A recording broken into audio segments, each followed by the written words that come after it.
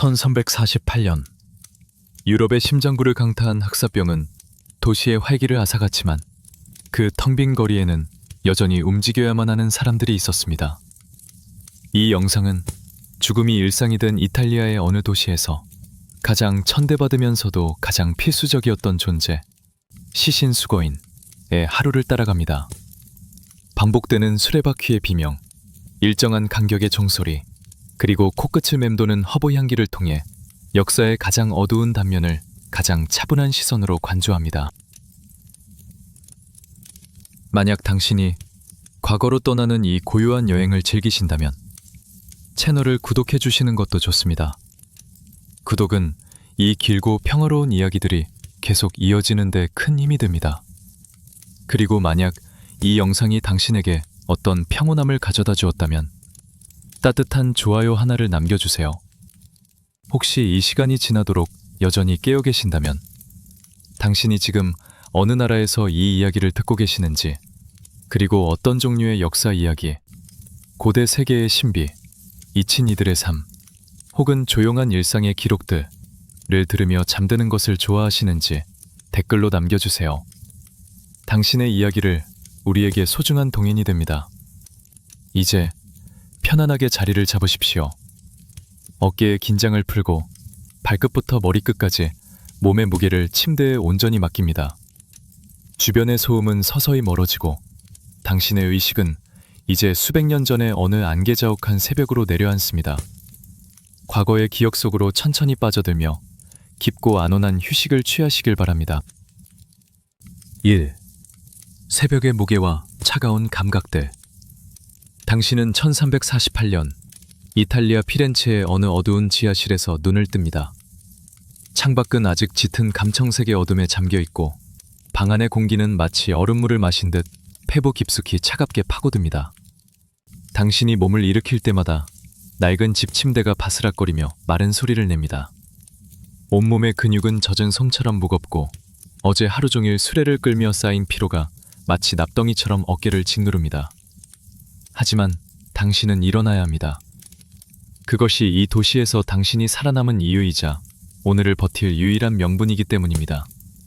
먼저 당신은 거친 삼배로 만든 속옷을 입습니다. 피부에 닿는 섬유의 감촉은 까칠하고 차갑습니다.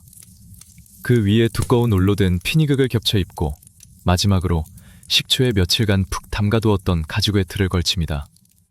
외투를 입는 순간 코를 찌르는 강렬한 식초 냄새가 온 방 안을 채웁니다. 이 시큼한 향기는 산자들에게는 불쾌한 악취일지 모르나 당신에게는 보이지 않는 죽음의 기운으로부터 자신을 격리해주는 얇은 상벽과도 같습니다. 이제 가장 중요한 장비를 챙길 시간입니다. 당신은 탁자 위에 놓인 기묘한 모양의 가면을 집어듭니다. 새의 부리처럼 길게 돌출된 그 가면 안쪽에는 당신이 어제 오후 정성스럽게 말려둔 허브들이 가득 차 있습니다. 라벤더의 은은한 향기, 지미 꽃잎의 달콤함, 정향의 알싸한 향, 그리고 쑥의 씁쓸한 냄새가 한데 섞여 당신의 호흡을 감쌉니다. 가면을 얼굴에 고정하고 끈을 조이면 이제 당신의 시야는 두 개의 작은 구멍으로 한정됩니다. 외부 세계는 멀어지고 당신의 호흡 소리만이 가면 안에서 크게 공명합니다.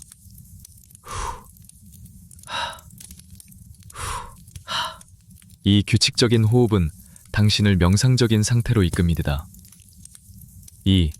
텅 빈 거리와 수레바퀴의 비명. 지하실 문을 열고 밖으로 나섭니다. 도시의 거리는 기울어진 달빛 아래 은색으로 빛나고 있습니다. 평소라면 빵 굽는 냄새와 성당의 이른 종소리로 가득했을 아침이지만 지금은 오직 정적만이 이 도시의 주인입니다. 길가에 버려진 집단들이 새벽바람에 힘없이 굴러다니고 굳게 닫힌 집들의 창문은 마치 감긴 눈처럼 고요합니다. 당신은 골목 어귀에 세워둔 당신의 유일한 동반자, 목재 수레로 향합니다. 수레의 나무 손잡이는 밤새 내린 이슬로 인해 미끄럽고 차갑습니다. 당신이 손잡이를 꽉 쥐고 수레를 밀기 시작하면 바퀴축에서 삐걱삐걱 하는 소리가 들려옵니다. 기름칠이 제대로 되지 않은 나무와 나무가 마찰하며 내는 이 고음의 소리는 텅 빈 골목의 벽에 부딪혀 수만 번의 메아리가 되어 돌아옵니다. 이 소리는 당신의 하루를 지배하는 리듬입니다. 한 발자국을 내디딜 때마다 삐걱, 수레가 돌바닥의 틈새를 지날 때마다 덜컹. 이 반복적인 소음은 당신의 의식을 몽롱하게 만듭니다. 당신은 이제 자신이 걷고 있는지 아니면 이 소리에 이끌려 부유하고 있는지 분간하기 어려워집니다. 당신은 허리춤에 매달린 황동종을 꺼냅니다. 그리고 일정한 간격으로 종을 흔듭니다. 딸랑, 딸랑. 이 맑고 차가운 금소금은 공포의 전령입니다. 사람들은 집안에서 이 소리를 들으며 숨을 죽이고 죽음이 자신의 문 앞을 지나쳐가기만을 기도합니다. 하지만 당신에게 이 종소리는 그저 지루한 노동의 시작을 알리는 신호일 뿐입니다.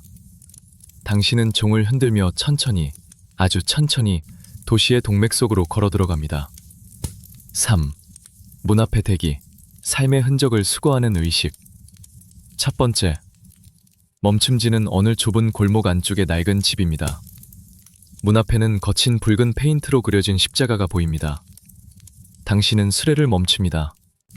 수레바퀴 소리가 멎자 도시의 침묵은 더욱 무겁게 당신을 압박합니다. 당신은 가면 너머로 낮은 목소리를 내뱉습니다. 시신을 밖으로 내놓으시오. 당신의 목소리는 평면적이고 건조합니다. 슬픔도 두려움도 담겨있지 않습니다. 잠시 후 2층의 작은 창문이 조심스럽게 열리고 밧줄에 묶인 무거운 리넨 보따리가 천천히 내려옵니다. 보따리는 바닥에 닿으며 툭 하고 둔탁한 소리를 냅니다. 창가에 서 있던 누군가의 흐릿한 그림자가 잠시 머물다 이내 사라집니다. 어떠한 인사도, 어떠한 흐느낌도 당신에게는 허용되지 않습니다. 당신은 허리를 숙여 그 보따리를 들어 올립니다. 한때 누군가의 꿈이었고 누군가의 전부였을 그 육신은 이제 오직 중력의 법칙에 순응하는 무거운 짐이 되었습니다. 시신을 수레에 실을 때마다 나무 판자가 비명을 지르며 내려앉습니다. 당신은 시신의 흐트러진 천 끝을 정돈해줍니다. 그것은 당신이 할 수 있는 유일하고도 마지막인 인간적인 예의입니다. 수레에 시신이 쌓여갈수록 당신의 어깨에는 더 큰 물리적인 압박이 가해집니다. 수레를 미는 당신의 장화굽이 돌바닥을 때리는 소리는 더욱 묵직해집니다. 벅, 벅. 당신의 심장박동과 발걸음 소리가 하나가 됩니다. 당신은 이제 주변을 둘러보지 않습니다. 오직 당신의 발끝과 수레 손잡이의 감촉, 그리고 끊임없이 코끝을 자극하는 허브 향기에만 집중합니다. 4. 귀족의 부적과 죽음의 공평함. 길은 이제 도시의 중심부, 부유한 상인들과 귀족들이 모여 사는 광장으로 이어집니다. 이곳의 집들은 대리석으로 장식되어 있고 문틀에는 정교한 조각이 새겨져 있지만 죽음은 그 화려한 문턱을 아무런 제약 없이 넘나들었습니다. 당신은 화려한 비단 옷을 입은 한 남자의 시신을 수거합니다. 그의 손가락에는 여전히 값비싼 인장 반지가 끼워져 있고 옷감은 햇빛을 받아 은은하게 빛납니다. 시신을 수레로 옮기던 중 그의 주머니에서 작은 은색 상자가 떨어집니다. 뚜껑이 열리며 안에서 기묘한 물건들이 쏟아집니다. 말린 도마뱀의 꼬리, 알 수 없는 기호가 적힌 양피지 조각, 그리고 행운을 가져다 준다는 기묘한 광석들입니다. 당시 사람들이 흑사병이라는 보이지 않는 적을 막기 위해 전 재산을 들여샀던 마법의 부적들입니다. 당신은 그것들을 물끄러미 바라봅니다. 금과 은으로 치장된 부적도, 가장 높은 성직자의 기도문도 이 무자비한 재앙 앞에서는 길가에 흩어진 집단만큼이나 무력했습니다. 당신은 그 물건들을 주어 다시 그의 옷 속에 조심스럽게 넣어줍니다. 당신에게는 그 보석들이 탐나지 않습니다. 지금 당신에게 가장 소중한 것은 주머니 속의 빵 한 조각과 오늘 하루를 무사히 마치고 돌아가 누울 차가운 지하실 바닥뿐이기 때문입니다. 광장을 가로지르는 당신의 수레 뒤로 긴 그림자가 늘어집니다. 광장 중앙의 분수대는 물이 끊겨 하얀 먼지만이 쌓여 있습니다. 한때 피렌체의 심장이었던 이곳에서 움직이는 생명체는 오직 당신과 당신의 수레, 그리고 가끔씩 지붕 위를 날아가는 검은 까마귀뿐입니다. 당신은 다시 종을 흔듭니다. 딸랑, 딸랑. 그 소리가 광장의 빈 공간을 메우며 당신의 고독을 더욱 선명하게 드러냅니다. 5. 감각의 마비와 육체적 명상. 오후의 태양이 구름 뒤에서 희미한 빛을 내뿜습니다. 당신은 이제 육체적인 고통을 넘어선 감각의 마비 상태에 도달합니다. 다리는 기계적으로 움직이고 팔은 수레의 진동을 흡수하며 그 자체로 수레의 일부가 된 것 같습니다. 당신의 머릿속은 하얗게 비워집니다. 과거의 기억들, 가족들과 함께 나누던 따뜻한 수프의 온기, 축제날의 악기 소리, 연인의 부드러운 손길은 이제 아득한 전생의 일처럼 느껴집니다. 현재의 당신에게 존재하는 것은 오직 네 가지뿐입니다. 손바닥을 파고드는 차가운 나무의 감촉, 귀를 울리는 일정한 바퀴 소리, 가면 안의 습한 공기, 그리고 끊임없이 밀려오는 단조로운 피로감. 당신은 이 피로감을 오히려 즐기기 시작합니다. 그것은 잡념을 없애주고 당신을 현재의 순간에만 머물게 합니다. 수레를 밀며 걷는 이 과정은 당신에게 일종의 기도이자 수행이 됩니다. 한 걸음, 한 걸음이 당신을 삶의 고통으로부터 조금씩 멀어지게 하고 죽음이 주는 저항할 수 없는 평온함에 가까워지게 만듭니다. 좁은 골목을 지날 때 담벼락에 붙은 이끼의 초록색이 유난히 선명하게 보입니다. 평소라면 지나쳤을 사소한 풍경들이 당신의 눈에 들어오기 시작합니다. 깨진 기와 사이로 삐져나온 잡초의 강인함, 돌바닥에 갈라진 틈새가 만드는 기하학적 무늬들. 죽음이 가득한 이 도시에서 역설적이게도 당신은 생명의 아주 작은 흔적들에서 경이로움을 느낍니다. 6. 성당 계단의 휴식과 그림자의 속삭임. 어느덧 해가 뉘엿뉘엿 저물며 도시를 오렌지빛으로 물들입니다. 수레에는 이제 더 이상 시신을 실을 공간이 없습니다. 당신은 외곽의 집단 매장지로 향하기 전 산타 마리아 델 피오레 대성당의 거대한 그림자 아래에 수레를 멈춥니다. 성당의 차가운 대리석 계단에 주저앉아 당신은 조심스럽게 가면을 벗습니다. 차갑고 맑은 저녁 공기가 당신의 땀 젖은 얼굴을 어루만집니다. 가면을 벗는 순간 세상의 소리가 한꺼번에 당신에게 밀려듭니다. 먼 곳에서 들리는 바람 소리, 성당 꼭대기에서 울리는 풍경 소리, 그리고 당신의 거친 숨소리. 당신은 눈을 감고 그 소리들의 귀를 기울입니다. 그때 당신은 묘한 기분에 휩싸입니다. 당신 뒤에 세워진 수레에서 나직한 속삭임이 들려오는 것 같습니다. 그것은 공포스러운 유령의 목소리가 아닙니다. 그것은 한때 누군가의 어머니였고 아들이었으며 장인이었던 이들이 남긴 마지막 삶의 여운입니다. 그들은 당신에게 고맙다고 말하는지도 모릅니다. 아무도 돌보지 않는 이 버려진 도시에서 유일하게 자신들의 육신을 거두어 마지막 길을 함께 해준 당신에게 말입니다. 당신은 그 속삭임을 자장가 삼아 잠시 고개를 떨굽니다. 성당의 차가운 돌기온이 당신의 척추를 타고 올라와 정신을 맑게 해줍니다. 이 짧고도 깊은 휴식 속에서 당신은 삶과 죽음이 결코 단절된 것이 아니라는 사실을 깨닫습니다. 당신은 죽은 자들을 운반하고 있지만 동시에 그들은 당신이 내일을 살아갈 힘을 주고 있습니다. 당신은 다시 무거운 몸을 일으킵니다. 가면을 쓰고 식초 냄새를 들이마시며 수레의 손잡이를 잡습니다. 이제 도시 외곽의 언덕으로 향할 시간입니다. 당신의 종소리가 다시 한번 노을 지는 광장에 울려 퍼집니다. 딸랑, 딸랑. 수레바퀴의 삐걱임과 함께 당신의 하루는 그렇게 저물어갑니다. 당신의 그림자는 점점 더 길어져 도시 전체를 덮을 듯이 펼쳐집니다. 이 고요하고 무거운 여정은 내일도 그리고 그 다음 날도 계속될 것입니다. 당신이 이 도시의 마지막 목격자로 남을 때까지.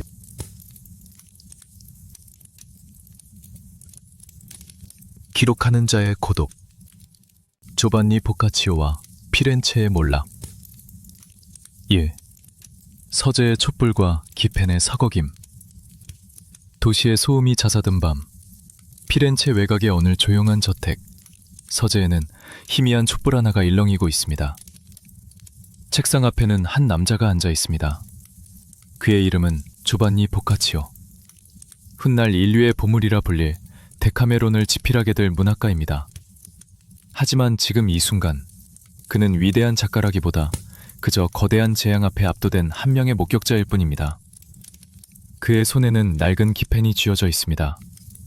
양피지 위를 지나가는 기펜의 서걱, 서걱 하는 소리가 빈 방 안에 규칙적으로 울려 퍼집니다. 이 소리는 마치 시간이 모래시계 속을 빠져나가는 소리처럼 들립니다. 그는 창밖을 내다봅니다. 멀리 도시의 실루엣이 보이지만 그곳에서 들려오는 것은 오직 간헐적인 종소리와 바람에 실려온 비명 섞인 흐느낌뿐입니다. 그는 기록하기 시작합니다. 그가 적어내려가는 문장들은 화려한 수식어가 배제된 차갑고도 정교한 관찰의 기록입니다. 당신은 그의 어깨 너머로 그 문장들을 함께 읽어내려가는 상상을 해보십시오. 잉크가 종이에 스며들며 번지는 모습. 그가 한 문장을 마치고 깊은 한숨을 내쉴 때마다 흔들리는 촛불의 그림자를 말입니다. 2. 찬란했던 피렌체의 기억. 보카치오는 불과 몇 달 전에 피렌체를 회상합니다. 그것은 마치 아주 먼 옛날의 전설처럼 느껴집니다. 아르노 강변에는 상인들이 가져온 이국적인 비단과 향신료가 가득했고, 광장에는 화가들과 조각가들의 활기찬 논쟁이 끊이지 않았습니다. 피렌체는 아름다움과 부의 상징이었고, 모든 이들이 내일의 번향을 의심치 않았습니다. 그는 기억합니다.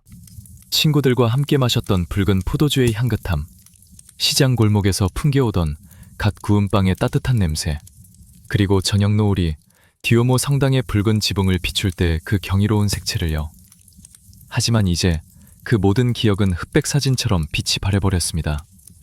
재앙은 예고 없이 찾아왔고, 가장 화려했던 도시는 가장 비참한 묘지가 되었습니다. 그는 기펜을 잠시 내려놓고 관자놀이를 짚습니다. 그의 기억 속에는 이제 죽음의 냄새와 공포에 질린 사람들의 눈동자만이 선명하게 남아 있습니다. 그는 이 대조적인 두 세계, 찬란했던 과거와 참혹한 현재 사이에서 길을 잃지 않기 위해 필사적으로 글을 씁니다. 그의 글은 단순히 과거를 기록하는 것이 아니라 무너져가는 자신의 정신을 붙잡는 유일한 밧줄이기 때문입니다. 3. 무너져 내리는 사회의 질서. 보카치오의 펜촉은 이제 도시 내부에서 벌어지는 비극적인 변화를 묘사합니다. 그는 병마 그 자체보다 더 무서운 것이 인간의 마음이 무너지는 것임을 목격했습니다. 형제가 형제를 버리고 아내가 남편을 외면하며 심지어 부모가 자식을 돌보지 않고 떠나는 일이 벌어졌다. 그는 이 문장을 적으며 손을 미세하게 떱니다. 한때 법과 도덕, 그리고 종교로 단단하게 묶여있던 사회의 결속력이 단 몇 주 만에 모래성처럼 허물어지는 과정을 그는 보았습니다. 사람들은 더 이상 신을 찾지 않았고, 내일이 없다는 생각에 방탕한 쾌락에 빠지거나 반대로 극단적인 고립 속으로 숨어들었습니다. 그는 창문을 닫습니다.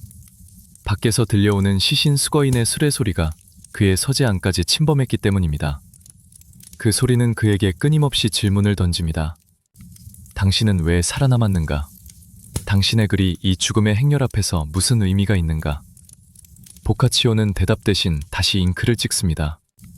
그는 이 무질서 속에서도 누군가는 이 진실을 목격하고 후대에 전해야 한다는 사명감을 느낍니다. 그의 고독은 이제 단순한 외로움을 넘어 인류의 기억을 짊어진 자의 무거운 책임감이 됩니다. 4. 개인적인 상실과 아버지의 이름. 그의 기록은 이제 사적인 영역으로 들어갑니다. 보카치오 역시 재앙의 칼날을 피할 수 없었습니다. 그의 아버지 조반니 디 켈리노 보카치오가 피렌체에서 세상을 떠났다는 소식을 들었을 때 그는 곁을 지키지도 못한 채 먼 곳에서 눈물을 삼켜야 했습니다. 그는 아버지의 이름을 종이 구석에 작게 적어봅니다. 아버지는 그에게 상인이 되길 권유했지만 그는 시를 쓰고 이야기를 만드는 길을 택했습니다. 이제 아버지는 사라졌고 그가 물려받은 것은 막대한 유산이 아니라 아버지가 사랑했던 도시의 잔해뿐입니다. 그는 아버지의 죽음을 통해 비로소 죽음이 숫자가 아닌 살과 피를 가진 인간의 상실임을 뼈저리게 느낍니다. 그는 또한 자신의 계모와 수많은 친지들이 하나둘씩 사라져갔음을 기록합니다. 그의 서재 책상 위에는 답장을 받지 못한 편지들이 수북이 쌓여 있습니다. 그는 그 편지들을 태우지 못하고 소중히 보관합니다. 그 편지들은 그들이 존재했다는 유일한 증거이자 그들의 온기가 남아있는 마지막 조각들이기 때문입니다. 그는 촛불의 심지를 돋우며 밤이 깊어질수록 더욱 선명해지는 상실의 무게를 견뎌냅니다. 데카메론. 죽음의 그늘 아래서 피어난 이야기. 하지만 보카치오는 슬픔에만 함몰되지 않았습니다. 그는 이 어둠 속에서 역설적인 빛을 찾아냅니다. 그것이 바로 이야기의 힘입니다. 그는 흑사병을 피해 시골의 별장으로 도망친 10명의 젊은이들이 열흘 동안 매일 하나씩 이야기를 들려주는 설점을 구상합니다. 이것이 바로 데카메론의 시작입니다. 그는 죽음이 지배하는 세상에서 가장 생명력 넘치는 이야기들을 써내려가기 시작합니다. 연인들의 사랑, 익살스러운 장난, 인간의 욕망과 지혜가 담긴 이야기들. 그는 깨달았습니다. 인간이 죽음의 공포를 이겨낼 수 있는 유일한 방법은 우리가 여전히 살아서 웃고 사랑하고 이야기할 수 있다는 사실을 확인하는 것임을요. 그는 미소를 지으며 문장을 이어갑니다. 그의 서재에는 이제 비극의 기록 대신 삶의 활기가 넘치는 인물들이 하나둘씩 나타나기 시작합니다. 당신은 그의 머릿속에서 만들어지는 그 화려한 정원과 그곳에서 나누는 유쾌한 대화들을 상상해 보십시오. 그것은 죽음의 안개를 걷어내는 강력한 마법과도 같습니다. 보카치오의 기패는 이제 슬픔이 아닌 인간에 대한 애정을 담아 움직입니다. 새벽을 기다리는 기록자. 어느덧 척불이 다 타들어가고 창밖으로 푸르스름한 새벽빛이 스며듭니다. 보카치오는 밤새 써내려간 원고 뭉치를 가지런히 정리합니다. 그의 눈은 충혈되어 있고 몸은 지쳤지만 마음만은 그 어느 때보다 투명합니다. 그는 창문을 다시 엽니다. 새벽 공기는 여전히 차갑지만 어제보다는 조금 더 맑게 느껴집니다. 멀리서 다시 들려오는 시신 수거인의 종소리. 보카치오는 그 소리를 피하지 않고 가만히 듣습니다. 이제 그 소리는 그에게 공포의 대상이 아닙니다. 그것은 살아남은 자가 수행해야 할 노동의 소리이며 죽은 자들을 향한 마지막 인사의 리듬입니다. 보카치오는 책상에 엎드려 잠시 눈을 붙입니다. 그의 꿈속에는 피렌체의 옛 광장이 나타날지도 모릅니다. 혹은 그가 만들어낸 이야기 속의 연인들이 춤을 추고 있을지도 모릅니다. 그는 기록자로서 자신의 소명을 다했습니다. 그의 문장들은 이제 시간을 이기고 살아남아 수백 년 후에 우리에게 1348년의 그 고독했던 밤과 그럼에도 꺾이지 않았던 인간의 의지를 들려줄 것입니다. 침묵의 유물과 보이지 않는 화살. 흑사병의 고고학적 미스터리. 1. 흙 아래 잠든 시간의 침위. 당신은 이제 현대의 어느 조용한 발굴 현장에 서 있습니다. 수백 년의 시간이 퇴적된 이탈리아의 어느 오래된 성당 지하. 고고학자들이 조심스럽게 흙을 걷어냅니다. 그들의 부드러운 붓질 소리. 슥, 슥가 고요한 지하 공간을 채웁니다. 당신은 그 붓질의 움직임을 따라 시선을 옮깁니다. 600년 동안 어둠 속에 갇혀있던 역사의 조각들이 하나둘씩 빛을 봅니다. 이곳은 평범한 묘지가 아닌 1348년의 비극이 한꺼번에 쏟아져 들어온 흑사병 구덩이입니다. 하지만 기이한 점이 있습니다. 당시의 혼란 속에서도 시신들은 마치 잠든 것처럼 정갈하게 나란히 누워 있습니다. 어떤 시신은 가슴 위에 두 손을 정중히 모으고 있고 어떤 이는 소중한 물건을 손에 꼭 쥔 채 발견됩니다. 당신은 그 차가운 뼈들 사이에서 발견된 작은 물건들에 주목합니다. 그것은 단순히 유물이 아니라 죽음의 공포 앞에서 인간이 매달렸던 마지막 희망의 흔적들입니다. 흙 속에 묻혀 빛이 바랜 은색 펜던트, 알 수 없는 기호가 새겨진 작은 돌멩이들. 당신은 그 물건들이 지녔을 온기를 상상해 봅니다. 그들은 이 작은 돌덩이가 자신들을 죽음으로부터 지켜줄 것이라 믿으며 깊은 잠에 들었을 것입니다. 2. 주머니 속의 수수께끼. 기묘한 부적들. 발굴된 유물 중 가장 흥미로운 것은 시신들의 주머니나 목 주변에서 발견되는 부적들입니다. 당신은 상상해 봅니다. 아까 우리가 보았던 시신 수거인이 귀족의 옷 속에서 발견했던 그 은제 상자를 말입니다. 그 안에는 무엇이 들어 있었을까요? 고고학자들은 그 안에서 말린 허브뿐만 아니라 점성술적 기호가 정교하게 새겨진 금속판을 발견하곤 합니다. 당시 사람들은 행성의 정열이 나빠져 지상에 도끼가 퍼졌다고 믿었습니다. 그래서 특정 별의 기운을 담았다는 부적을 몸에 지니면 그 도끼를 밀어낼 수 있다고 생각했죠. 또한 어떤 시신의 입안에서는 작은 동전이나 마늘 한쪽, 혹은 기도가 적힌 양피지 조각이 발견되기도 합니다. 이것은 죽음 이후의 여정에서 자신을 지키고자 했던, 혹은 살아있는 자들에게 병을 옮기지 않으려 했던 간절한 주술적 장치였습니다. 당신은 이 유물들을 바라보며 당시 사람들이 느꼈을 보이지 않는 존재에 대한 근원적인 공포를 느낍니다.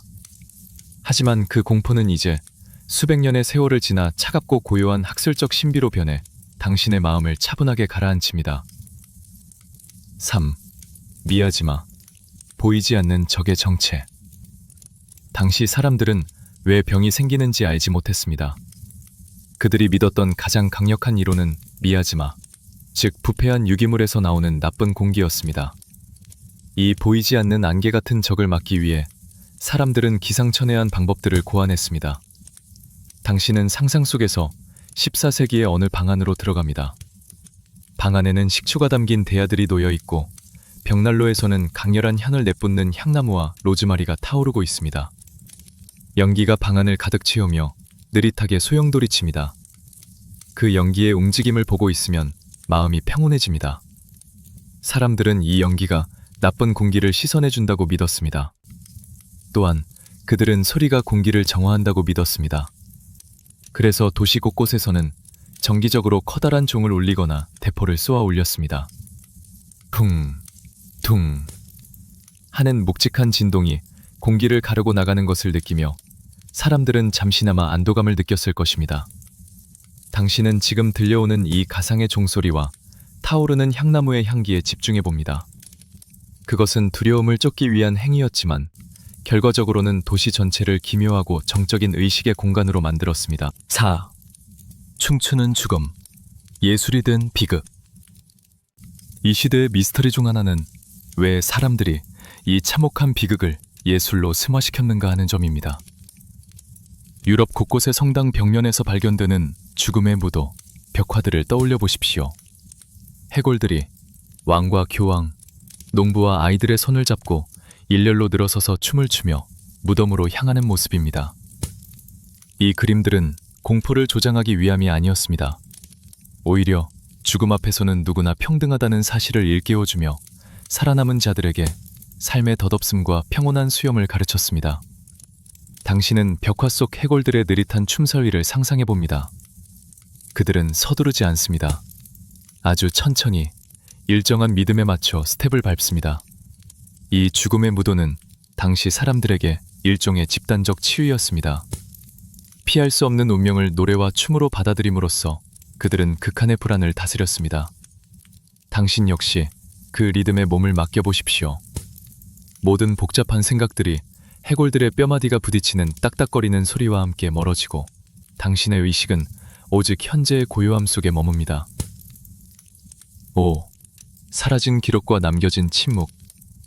흑사병 시대의 가장 큰 수수께끼 중 하나는 수많은 사람이 죽어갔음에도 불구하고 그들의 개개인의 목소리가 담긴 기록은 거의 남아있지 않다는 점입니다. 기록자 보카치오 같은 지식인들의 글은 있지만 이름 없는 시신 수거인이나 시장의 상인, 어느 집의 하녀가 느꼈던 감정들은 역사의 안개 속으로 사라졌습니다. 하지만 고고학은 그들의 침묵의 목소리를 들려줍니다. 시신의 치아를 분석하면 그들이 마지막으로 먹었던 음식이 무엇인지, 그들이 고향을 떠나 어디에서 왔는지 알 수 있습니다. 어떤 이들은 마지막 순간까지 가족의 손을 꼭 잡고 있었고, 어떤 이들은 자신의 가장 아끼는 보석을 가슴에 품고 있었습니다. 이러한 발견들은 우리에게 말해줍니다. 재앙 속에서도 인간은 사랑했고 아꼈으며 자신만의 작은 세계를 지키려 노력했다는 것을요. 당신은 이제 그 수많은 이름 없는 인생들을 상상하며 그들이 남긴 침묵의 무게를 느껴봅니다. 그것은 무겁지 않습니다. 오히려 모든 고통이 끝난 뒤에 찾아오는 깊고 포근한 대지의 품처럼 당신을 감싸왔습니다. 6. 현대과학이 마주한 과거의 그림자. 오늘날 고고학자들과 과학자들은 시신의 유해에서 흑사병균 DNA를 추출해냅니다. 수백 년 전의 범인이 드디어 정체를 드러낸 것이죠. 하지만 과학으로도 설명할 수 없는 부분들이 여전히 남아 있습니다. 왜 어떤 지역은 기적적으로 병을 피해갔는지, 왜 어떤 이들은 같은 환경에서도 면역력을 가졌는지에 대한 의문들입니다. 당신은 이 풀리지 않은 미스터리들을 역사의 여백으로 남겨둡니다. 모든 것을 알 필요는 없습니다. 때로는 알 수 없는 영역으로 남겨두는 것이 우리에게 더 큰 상상력과 평온을 가져다 주기 때문입니다. 600년 전의 사람들도 그랬을 것입니다. 그들은 모든 것을 이해하려 하기보다 그저 흐르는 시간 속에 자신을 맡겼습니다. 이제 당신의 시선은 발굴 현장의 흙위로 다시 돌아옵니다. 고고학자들이 다시 조심스럽게 흙을 덮습니다. 다시 찾아온 침묵, 유물들은 다시 어둠 속으로 돌아가 깊은 잠에 듭니다. 당신 역시 그들과 함께 풀리지 않는 신비의 이불을 덮고 깊은 휴식의 단계로 나아갑니다. 언덕 위의 피신처, 귀족들의 고립된 낙원과 대조되는 일상. 1. 도시를 떠나는 화려한 행렬. 당신은 이제 피렌체의 북쪽 언덕, 피에솔레로 향하는 완만한 길 위에 서 있습니다. 뒤를 돌아보면 안개에 쌓인 죽음의 도시가 멀어지고 앞에는 사이프러스 나무들이 일렬로 늘어선 평화로운 구릉지대가 펼쳐집니다. 길 위에는 기묘한 행렬이 이어집니다. 시신 수거인의 수레와는 대조적으로 정교하게 조각된 마차와 잘 닦인 가죽 안장을 얹은 말들이 느릿하게 움직입니다. 마차 안에는 비단자수가 놓인 쿠션, 은재 식기 세트, 그리고 가죽으로 제본된 귀한 서적들이 가득 실려 있습니다.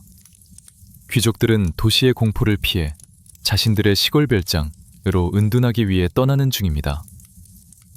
말발굽이 부드러운 흙길을 밟는 소리, 타벅, 타벅가 리드미컬하게 들려옵니다. 마차 바퀴가 풀밭을 지날 때마다 풀잎이 스치는 쓱, 쓱 하는 소리가 공기 중에 섞입니다. 도시의 식초 냄새 대신 이곳의 공기는 갓 깎은 풀냄새와 야생화의 향기로 가득합니다. 당신은 이 행렬의 일원이 되어 조금 전까지 머물렀던 어둠으로부터 천천히 멀어지는 해방감을 느낍니다. 2. 대리석 별장의 적막한 사치.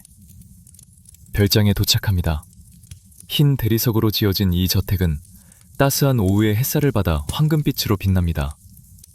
높은 담장 안쪽에는 분수대가 설치된 정원이 있고 물줄기가 떨어지는 소리, 졸졸, 졸졸가 끊임없이 들려옵니다. 이 소리는 도시에서 들었던 종소리와는 전혀 다른 종류의 평온함을 줍니다. 당신은 이제 부드러운 리넨 옷으로 갈아입고 그늘진 회랑에 놓인 의자에 앉습니다. 하인들은 말없이 다가와 수정처럼 맑은 잔에 시원한 백포도주를 채워줍니다. 잔 속에 얼음 대신 띄운 차가운 포도알이 부딪히며 딸랑하는 가벼운 소리를 냅니다. 이곳의 일상은 철저하게 계산된 지루함으로 채워집니다. 그들은 도시의 나쁜 소식을 듣지 않기로 약속했습니다. 누군가 죽었다는 소식, 병이 어디까지 퍼졌다는 소문은 이 담장을 넘지 못합니다. 대신 그들은 고전 문학을 낭독하고 악기를 연주하며 정원의 꽃들이 시간에 따라 꽃잎을 여닫는 모습을 관찰합니다. 당신은 그들의 시선을 빌려 아무런 생산적인 일도 하지 않아도 되는 이 사치스러운 정막 속에 몸을 맡깁니다. 3. 식탁 위의 침묵과 미묘한 불안.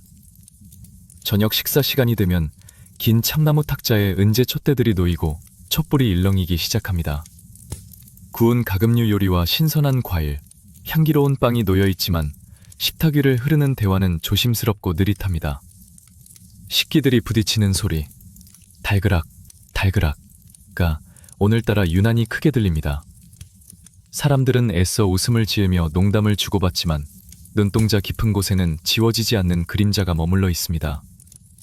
이 화려한 식탁은 사실 죽음으로부터 도망쳐온 이들이 만든 일시적인 요새와 같습니다. 당신은 이 미묘한 긴장감을 느껴봅니다. 그것은 날카로운 공포가 아니라 마치 안개가 서서히 방 안으로 스며드는 듯한 은근한 불안입니다. 하지만 그들은 그 불안마저도 우아한 예법으로 덮어버립니다. 포도주를 한 모금 마시고 냅킨으로 입가를 닦는 그들의 느릿한 손동작을 바라보십시오. 그 반복적인 동작들이 당신의 마음을 오히려 차분하게 가라앉힙니다. 정원을 거니는 밤의 명상. 식사를 마친 당신은 달빛이 비치는 정원을 홀로 거닙니다. 사이프러스 나무 그림자가 바닥에 길게 드리워져 마치 검은 조각상처럼 서 있습니다.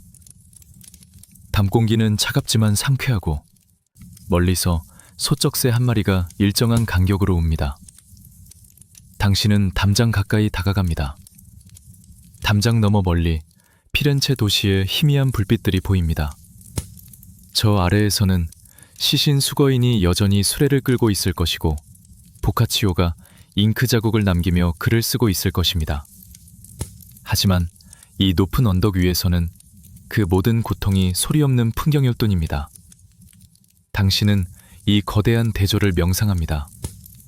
같은 하늘 아래 어떤 이는 죽음의 무게를 어깨에 짊어지고 있고 어떤 이는 그 죽음을 잊기 위해 시를 읽습니다. 이 불공평하고도 기묘한 질서가 역사의 실제 모습입니다. 당신은 이 사실을 비판하기보다 그저 흐르는 시간 속에 존재하는 다양한 삶의 층위로 받아들입니다. 당신의 발걸음은 풀잎을 밟으며 부드럽게 이어집니다. 일상의 붕괴와 보존된 우아함. 시간이 흐를수록 별장 안의 삶도 조금씩 변화합니다. 도망쳐온 하인들이 하나둘씩 사라지고 정원은 잡초가 자라기 시작합니다. 하지만 남겨진 귀족들은 여전히 매일 아침 옷을 정갈하게 입고 서로를 향해 정중하게 인사합니다. 그것은 허영이 아니라 인간다움을 유지하려는 그들만의 마지막 투쟁입니다. 모든 것이 무너지는 세상에서 아침 식사 시간을 지키고 옷차림을 단정히 하며 아름다운 문장을 낭송하는 것만이 그들이 할 수 있는 전부였습니다. 당신은 그들의 단조로운 일상을 따라가 봅니다. 매일 같은 시간에 책을 펴고 같은 길을 산책하며 같은 별을 바라보는 일. 이 반복적인 루틴은 그들에게 시간의 연속성을 부여해 줍니다. 당신의 의식도 이 일정한 리듬에 갇혀 복잡한 생각들은 사라지고 오직 눈앞에 고요한 순간만이 남게 됩니다. 낙원에서의 마지막 잠. 이제 당신은 별장의 푹신한 침대에 눕습니다. 도시의 차가운 지하실과는 비교할 수 없는 부드러운 거위털 베개가 당신의 머리를 감싸왔습니다. 창밖에서는 나뭇잎이 바람에 부딪히는 소리 살랑살랑가 들려오고 방 안에는 은은한 향초 냄새가 머뭅니다. 당신은 눈을 감습니다. 시신 수거인의 종소리도 보카치오의 기펜 소리도 땅속의 유물들도 이제는 하나의 거대한 역사의 흐름 속에 섞여 들어갑니다. 당신은 그 흐름의 한가운데서 가장 안전하고 평온한 자리에 머물고 있습니다. 1348년의 그 뜨거웠던 여름과 차가웠던 겨울이 지나가고 당신의 의식은 이제 완전한 어둠과 안식 속으로 침잠망합니다. 이제 우리의 긴 여행이 끝을 향해 갑니다. 1348년 이탈리아의 좁은 골목길부터 기록자의 서재, 침묵하는 땅속의 유물들, 그리고 언덕 위의 고요한 별장까지 우리는 죽음이 지배했던 시대의 가장 정적인 순간들을 함께 걸었습니다. 이제 천천히, 아주 천천히 현재로 돌아올 시간입니다. 당신이 누워있는 침대의 감촉을 느껴보십시오. 600년 전에 그들이 그토록 갈망했던 평화와 안전이 지금 당신을 온전히 감싸고 있습니다. 당신의 방은 따뜻하고 창밖은 고요하며 당신을 위협하는 시신 수거인의 종소리도 더 이상 들리지 않습니다. 역사는 우리에게 수많은 고통을 이야기하지만 동시에 그 고통을 견뎌내고 살아남은 생명력에 대해서도 말해줍니다. 당신이 오늘 들은 이 이야기들은 이제 당신의 꿈속에서 아름다운 풍경이 되어 당신의 영혼을 정화해 줄 것입니다. 숨을 깊게 들이마시고 천천히 내뱉으십시오. 당신의 몸은 이제 깃털처럼 가벼워졌고 의식은 깊은 수면의 바다 위를 항해하고 있습니다. 과거의 모든 무거운 기억은 이제 역사의 서표 사이에 끼어두고 당신은 오직 현재의 평온함만을 소유하십시오. 편안한 밤 되시길 바랍니다. 내일 아침 당신은 아주 맑고 깨끗한 정신으로 눈을 뜰 것입니다. 하지만 지금은 그저 깊은 잠 속으로 빠져드십시오. 안녕히 주무십시오.